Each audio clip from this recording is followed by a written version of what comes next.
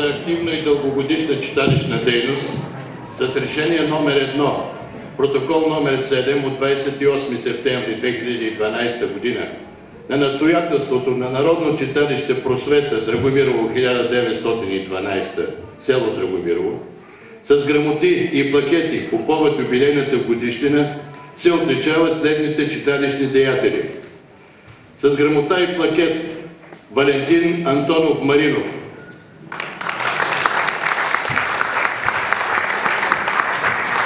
Наградите ще бъдат връчени от председателя на читалището госпожа Филипка Досева.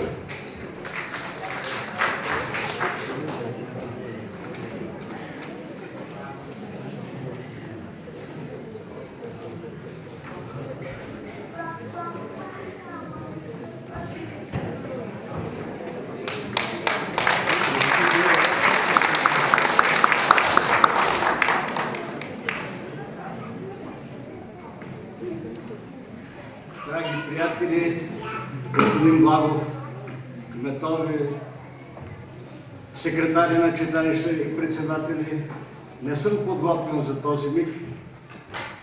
Изненадата е пълна за мен и търся най-подходящата дума. За съжаление, думи много, в тях е заключена цялата ми литературна дейност, но мисля, че една е най-подходяща. Благодаря на тези, които ме посочиха, на тези, които взеха решение и на семейството си, което беше до мен през времето, когато се трудих на най-трудната нива. Тази на знанието. Защото света се управлява от силата. Силата на оръжието, силата на парите, но има една сила, която е повече от всичко. Това е силата на знанието. И затова позволете ми 7 от моите книги, събрани в 2 тома, да даря днес на читалище Драгомирово, където за пръв път се научих да чета Пателанци и Пателанско царство и Баба Цуцулана. Благодаря, щастлив юбилей и нека още 100 години да носи факела на просветата и на знанието, което е истинската сила.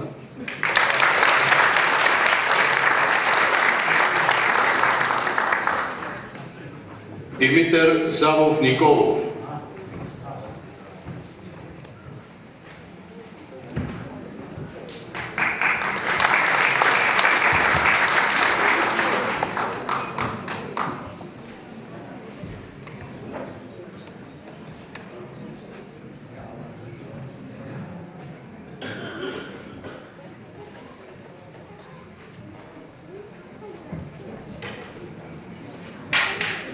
Уважаеми съграждани, също за мен е една голяма изненада тая награда.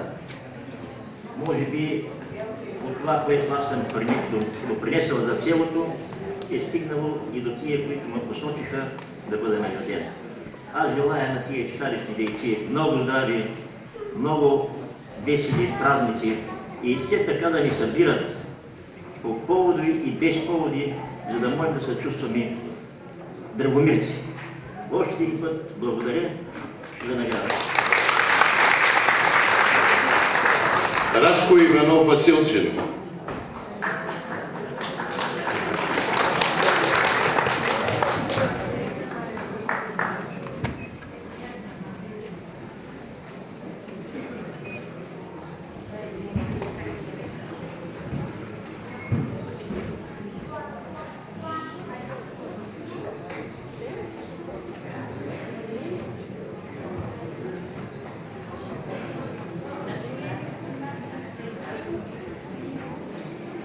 Христо Илиев Флорев.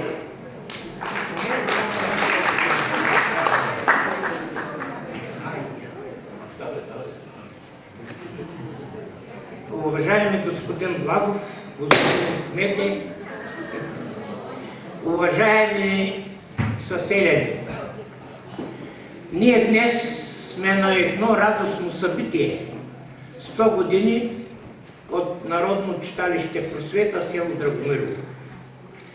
Спомняме си и в доклада, който чухме, нашите прадеди са основатели, ние сме продължители, а младото поколение също трябва да поддържат народният дух и най-важното народната просвета в лицето на Народното читалище. Тая сграда, която сме в момента в нея, е изградена именно за тази цел – да се съхрани просветата и културата на село Драгомирово. Тя е правена, започнало е правенето много отдавна с лека и пръст Иван Роков, Димитър Светославов и завършването в този вид, който сега го виждате, е от моя милост Рашко Василчев. Нека да се радваме и да сме винаги радостни и да играят нашите деца, внуци и в бъдеще и правнуци. Благодаря.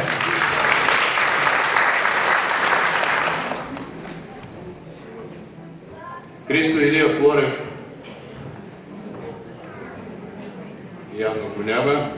Красимир Русев Цветанов.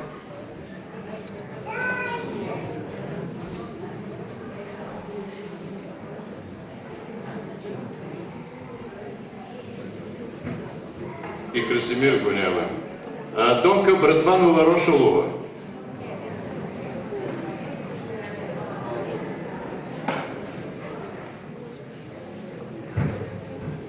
Иван Димитров Маринов.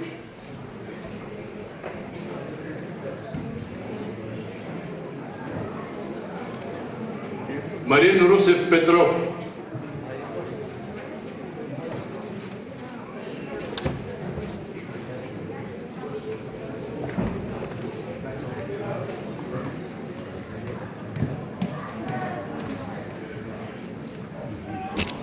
Бати Ваня, заповядай, че си жив и здрав дълги години.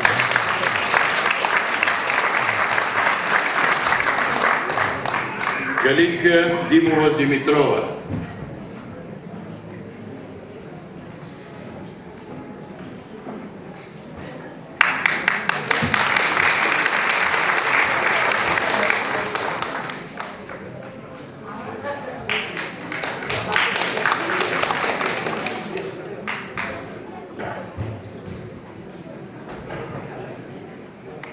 Христо Илиев Косев.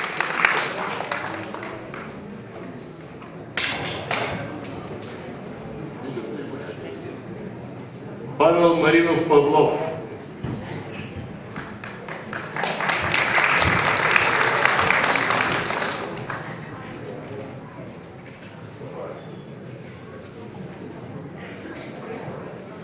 Димитър Тодоров Янков.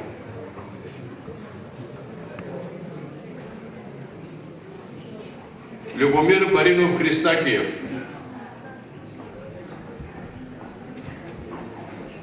Иван Трифонов Динков.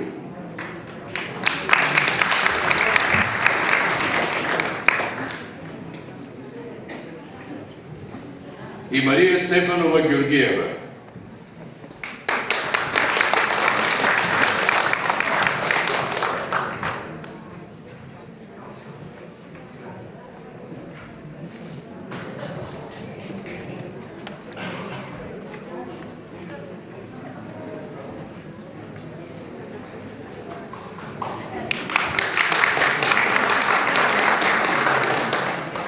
С грамоти за активна читалищна дейност се награждават Руси Цветанов Петков,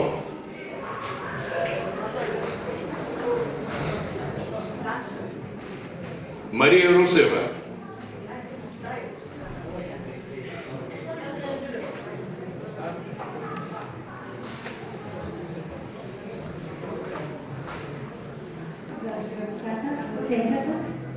и да пожелая на ръководството на читалището да работи с младите и с децата и на кмета Марин Кочанов да помага, за да се обновява селото и да растат децата в по-радостни дни.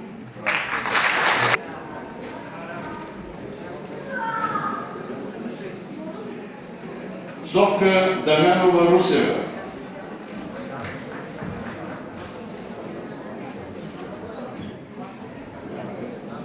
Петър Илиев Побойчев.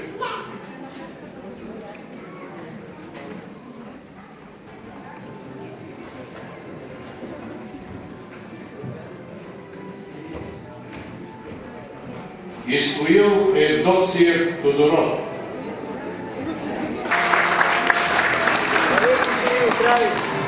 Бъдете съдии на самите себе си. Култура. Страна с изящен и благозвучен език, изпълнен с епитети и сравнения. Епитети и сравнения недостатъчни, за да опишат красотата на българската природа. Недостатъчни да възхвалят българските герои от миналото. Недостатъчни да опишат нашата велика родина. Това е музиката на неща. Това е онзи непокоен глас, тънкаш, дуетия, тъднаш. Питам своя татко, що е татко вида? Може би ребета от чиста от каприта. Може би реките Дурав и Парита, планирата Рила, горната Орлица. Татко ми отпръща. Нашата татко вина е местото свят. Де роден си сине, дето си израснал под небес сурово, дето си научил българското слово. България е като огъня, който не само стопля телата ни, но изгрява и душите ни. Човек обича детството си така, както обича дома си. Бяло спретната каштутка, бели пи отпред, тука майчина милка, сетих най-напред. Тука под лепите стари неведнъж игра, тука с весели другари скачах и се смях. Къщички на дните златни, кът свилени мил, и за царските звъна, за царските палати не бих те сменя. Обича своя дом рожден, великата му малка, измела река зелен и малката ръчка.